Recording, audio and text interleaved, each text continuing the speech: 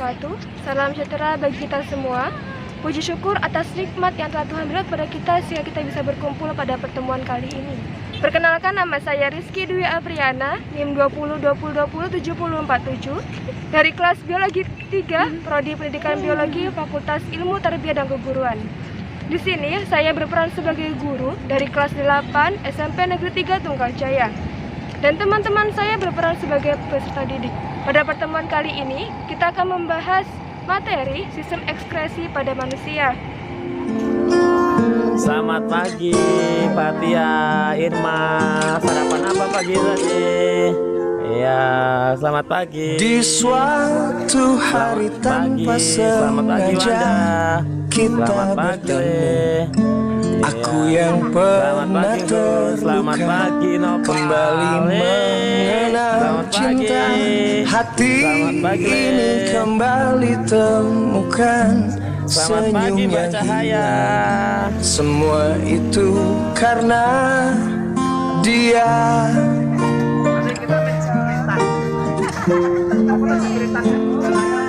Oh Tuhan, ku cinta dia, ku sayang dia, rindu dia, inginkan dia. Butuhkanlah rasa cinta di hatiku, hanya padanya. Assalamualaikum warahmatullahi wabarakatuh. Waalaikumsalam warahmatullahi wabarakatuh. Baiklah, apa kabar anak-anak? Baik, Bu.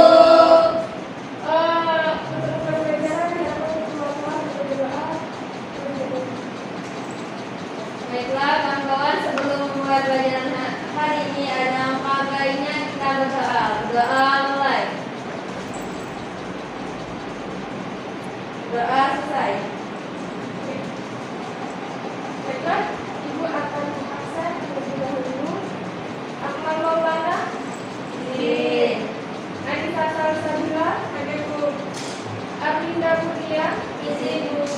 Bunga Pertiwi, Saya, Bu. Cynthia Matiwi, Izin, Bu.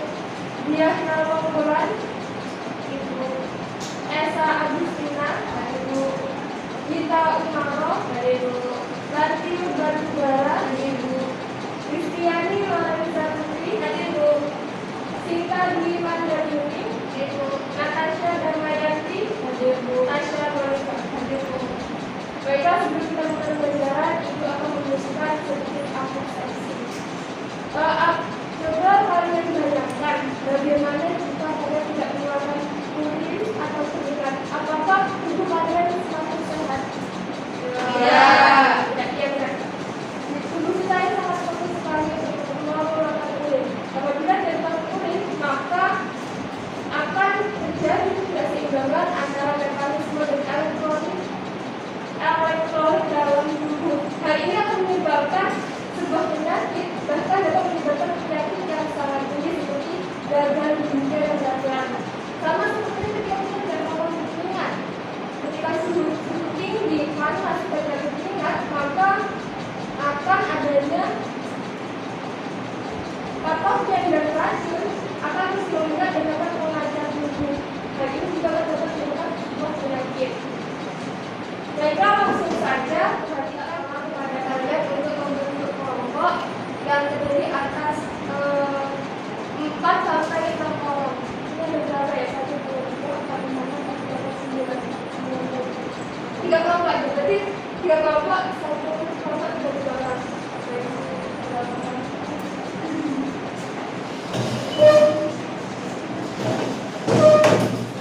Perhatikan pada step PJT yang sudah Ibu persiapkan. Setelah kita minum, berlari, dan bernafas, ternyata banyak sekali zat-zat yang dikeluarkan oleh tubuh. Zat-zat tersebut itu disebut dengan namanya ekskresi. Ekskresi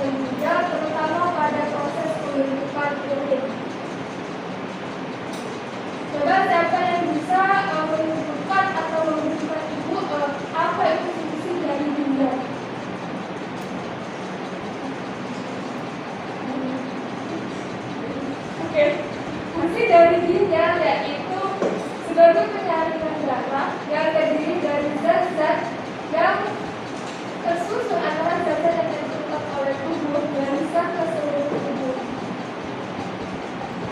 Ginjal terletak di kanan dan di kiri tulang pinggang, yaitu di dalam rongga perut pada bagian belakang tulang atau yang disebut dengan dorsal. Ginjal sebelah kiri itu letaknya lebih tinggi dibandingkan ginjal yang sebelah kanan. Kemudian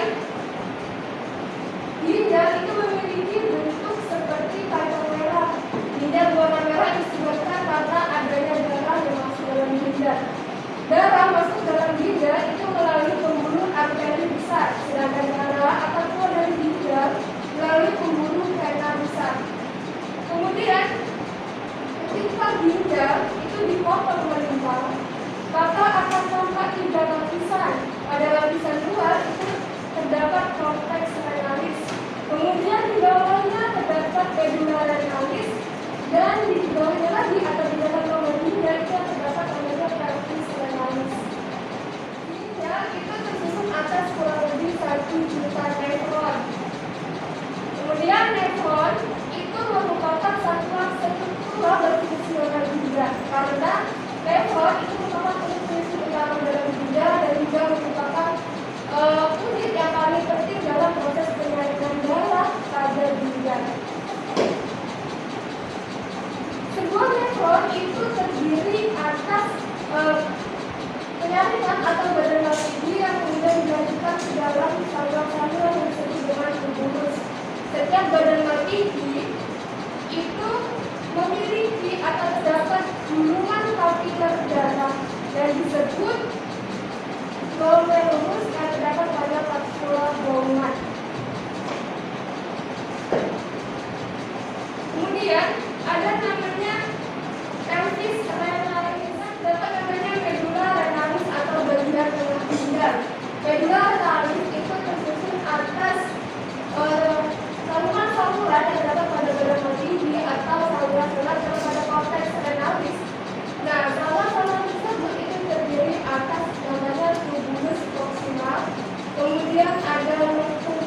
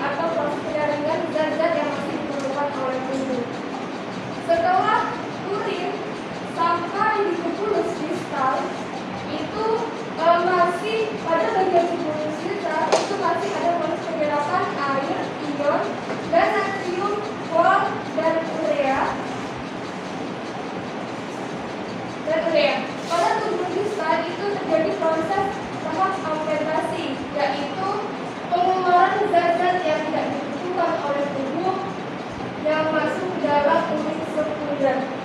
Urin sekunder yang tidak atau yang telah masuk tercampur dengan zat-zat yang dibutuhkan oleh tubuh, inilah yang disebut dengan urin sesungguhnya.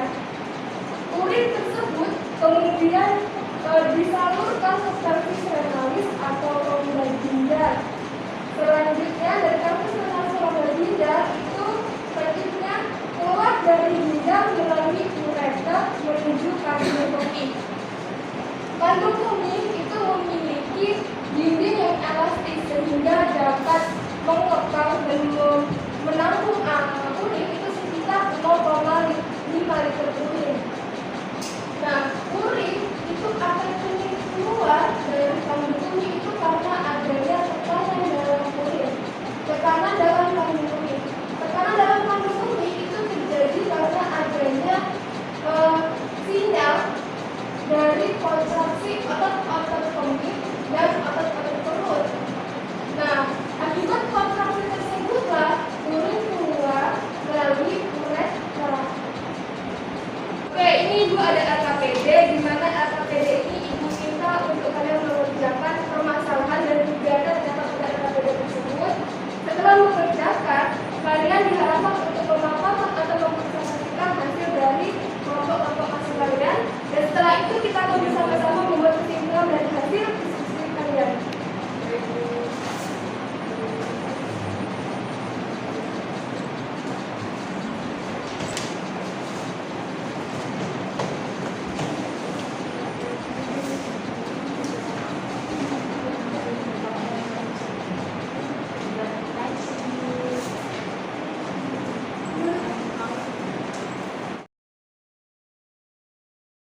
Sekarang Ibu mohon kepada kalian untuk melaporkan hasil presentasi masing-masing. Yang pertama itu kelompok 1. Ya, nanti kita panggil.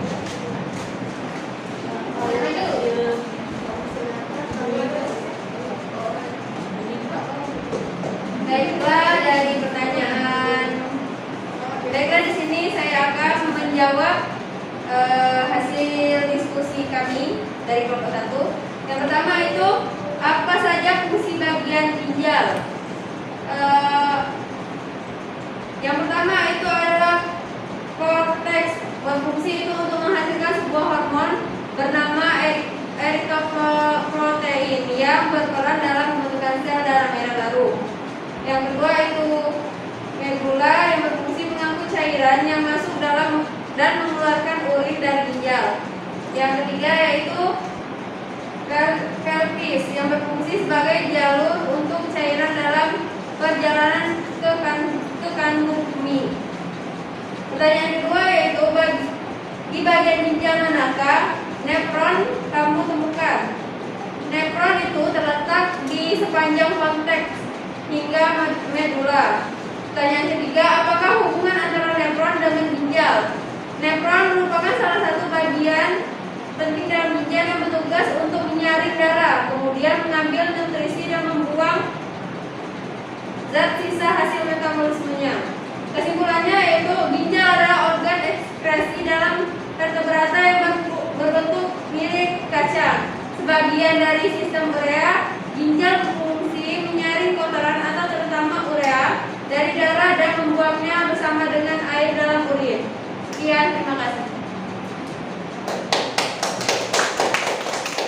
Baiklah, selanjutnya untuk kelompok 2.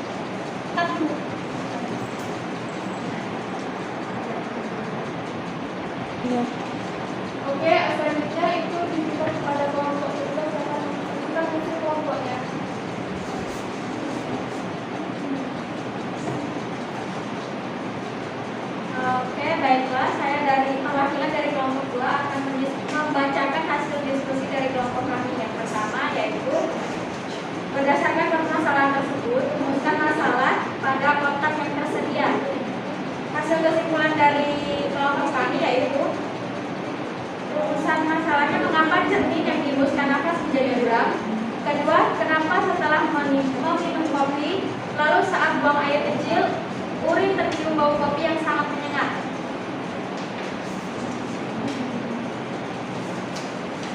Yang kedua yaitu kegiatan hipotesis. Berdasarkan rumusan masalah yang sudah ditulis pada kotak di atas, selanjutnya dituliskan hipotesis pada kotak di bawah ini.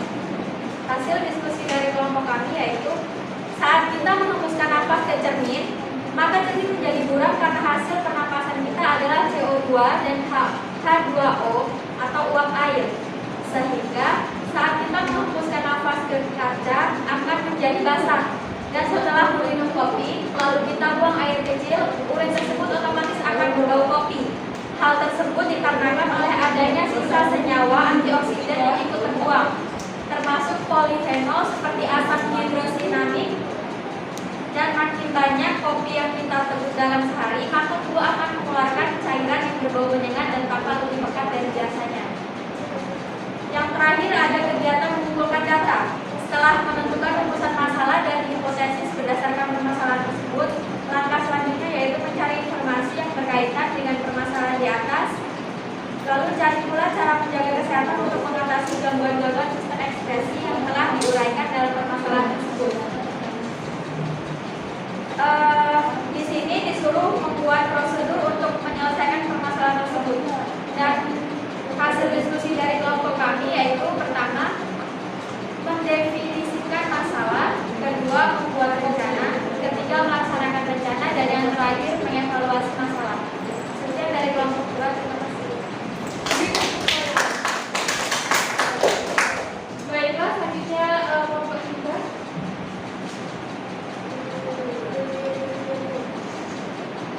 Jadi di sini saya akan mencontohkan dari kelompok 3 yaitu tentang data. Yang pertama nomor 1, permasalahan yaitu setelah minum kopi lalu buang air kecil, urin berbau kopi, gangguan atau penyakit tidak ada.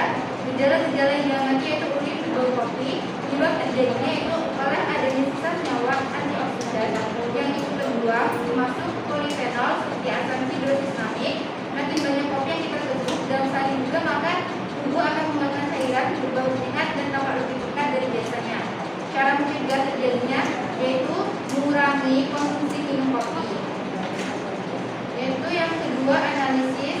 Saat kita menghembuskan nafas ke permukaan cermin, maka akan ada embun yang berbentuk di atas, maka akan ada embun yang terbentuk di atas permukaan cermin. Hal ini membuktikan bahwa nafas yang kita keluarkan mengandung uap air H2O dan karbon dioksida CO2 yang berasal dari paru-paru setelah melakukan pertukaran oksigen di alveolus. Sehingga uap airlah yang menjadi cermin menjadi buram, dan setelah kita minum kopi lalu kita buang, urin tersebut otomatis akan berbau kopi. Hal tersebut dikarenakan ginjal juga merupakan sepasang organ yang terletak di belakang perut dengan bentuk menyerupai kacang dan berukuran sekepalan tangan juga ginjal. Ini juga ada tugas ginjal yaitu pertama menyaring darah, membuang limbah metabolisme dalam tubuh urin, mengendalikan keseimbangan cairan tubuh, mengatur keseimbangan garam atau elektrolit tubuh. Aroma atau bau urin bervariasi pada tiap waktu.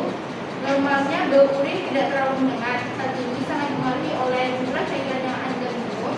Kondisi kurang asupan cairan juga akan menyebabkan aroma urin yang lebih menyengat. Makanan atau minuman tertentu, misalnya aroma kopi setelah minum kopi, aroma jengkol setelah makan jengkol.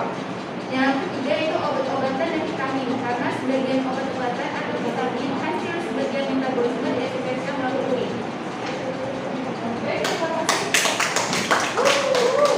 Baiklah, dapat disimpulkan dari seluruh materi yang kita terima pada pertemuan kali ini, itu ginjal merupakan alat ekspresi utama yang berjumlah sepasang dan letak di kanan dan di kiri dekat tulang ginjal.